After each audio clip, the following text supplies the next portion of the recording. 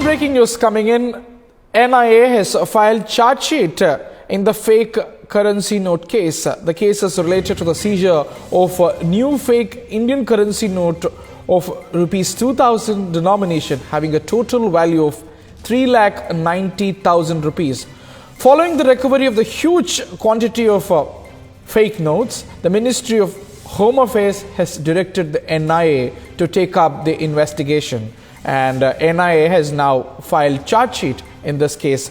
Let's go across to my colleague Shawan Sen, who's reporting on this. Shawan, tell us about this case. This has shocked the nation. Two people have already been arrested and charged for smuggling. And tell us about the NIA charge sheet. Well, Hari, this is not the first time when we are seeing this fake currency route being exposed by the National Investigating Agency. What they have essentially managed to do is expose this new route that has basically emerged from Bangladesh coming through West Bengal, and especially Malda being one particular district, Hari, which is notorious as far as fake currency is concerned. What we are now being told, at least two people, that Habibur Rahman and the other is Fakirul, they both have been charge sheeted under sections of 120B, which is criminal conspiracy, and several other sections of the Indian Penal Code for their involvement in smuggling and circulation of the fake Indian currency notes across India. And what we are also being told is that it is essentially that there is the modus operandi is that one person on the Indian side stands and basically collects the fake currencies, what we are being told. They have also admitted that they procured the fake currency from their counterparts in Bangladesh, who had basically positioned himself across the international border, and thereafter a trap was laid, and they were nabbed by the security forces. How has the NIA planned to take this up? Now the Bangladeshi connection is now ascertained, and even during the examination, the accused persons are said to have accepted this fact. How is the NIA planning to take this further? Well, this is certainly an issue that the NIA has been working on, because multiple such cases have emerged over the last couple of years, and especially after demonetization, we have seen that this has become yet another area where it's been problematic for the government, given the fact that there is a porous border as far as Malda district is concerned, something that the West Bengal government needs to act.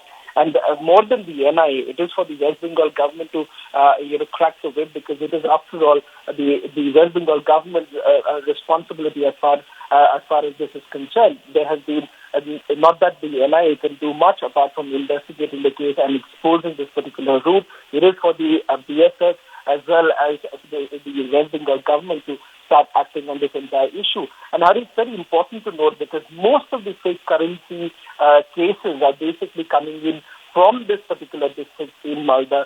We've also traveled in that particular area, and it's clearly exposed how basically the porous borders, and more importantly, the fact is that Bangladesh, that becomes a very important route as far as fake currency is concerned.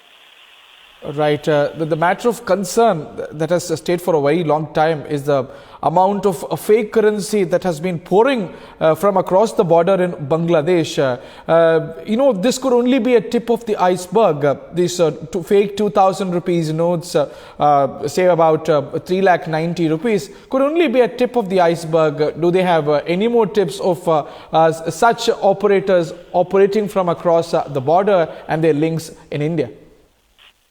Well, Hari, as far as this case is concerned, this is related to the seizure of new fake Indian currency notes of 2,000 rupee denomination with a face value of about 3,90,000.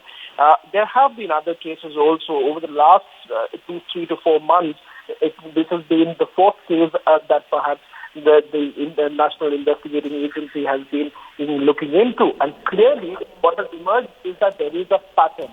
The pattern being very simple, that you have in this particular district, Malda, which is bordering in Bangladesh, and it's got a porous border, and hence it is very easy for them to basically smuggle this. And there have been not just fake currency, multiple issues which have finally been related to fake currency. One has to really look into it. There has to be a crackdown as far as fake currency is concerned, especially in that particular area. The National Investigating Agency has basically, what they have successfully been able to do is that stop the the entry of fake currency. That is certainly a big achievement for the NIA, because remember, this particular the idea behind smuggling the fake currency is that it basically reaches the heart of the country and it tries to destabilize our economy. That is essentially the modus operandi as far as the fake currency racket is concerned, and this is something that the National Investigating Agency is well aware of, and that is something that they have been working on. There is a dedicated team of the National Investigating Agency to look into cases of fake currency. We will continue to track this very closely. Thank you very much for bringing in those updates.